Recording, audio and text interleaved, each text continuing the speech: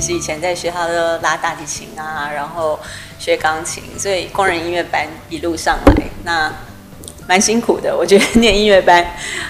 以前就是古典的训练这样子。那后来以后我就发现，好像从国中开始，我自己就很喜欢创作，所以就开始想要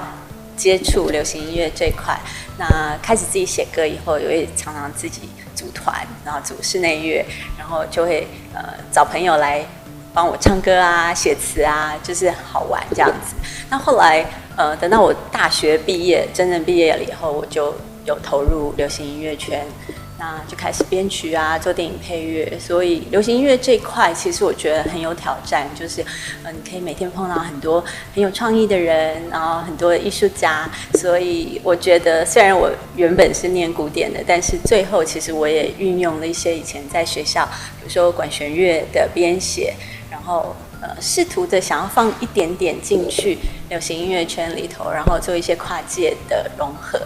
一路上来就是这样子，虽然说没有什么 role model， 就是在学校的时候，我很向往流行音乐圈，但是没有什么学姐啊，或者是说老师鼓励我，因为大家都会觉得我有点奇怪，就是比较叛逆，然后会自己想要写自己的东西。那在古典音乐圈里面，的确是比较怪咖系列的，但是后来我会发现说，其实我现在会常常担任什么评审老师啊，或是有跟一些年轻的创作者一起玩，那我会觉得说，希望把我的经验也可以告诉他们。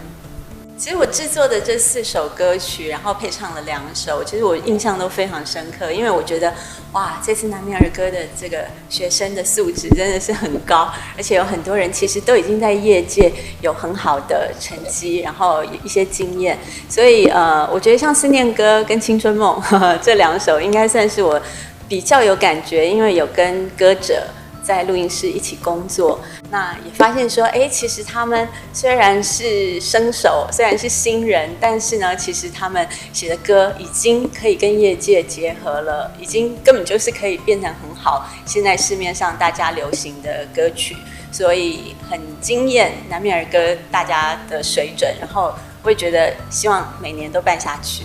其实我觉得台语歌应该要多多的推广，然后也要大家多多创作。那我很喜欢高雄文化局有举办这样子的活动，就是鼓励大家都写台语歌。因为其实以前我刚进入这个圈子的时候，做陈明章的《下午一出戏》，然后状况歌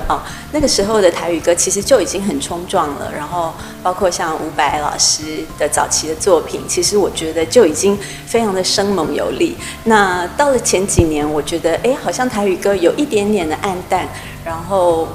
不是那么流行，所以希望这几年我们大家再多创作台语歌，让台语的创作的园地再更加的丰富。谢谢。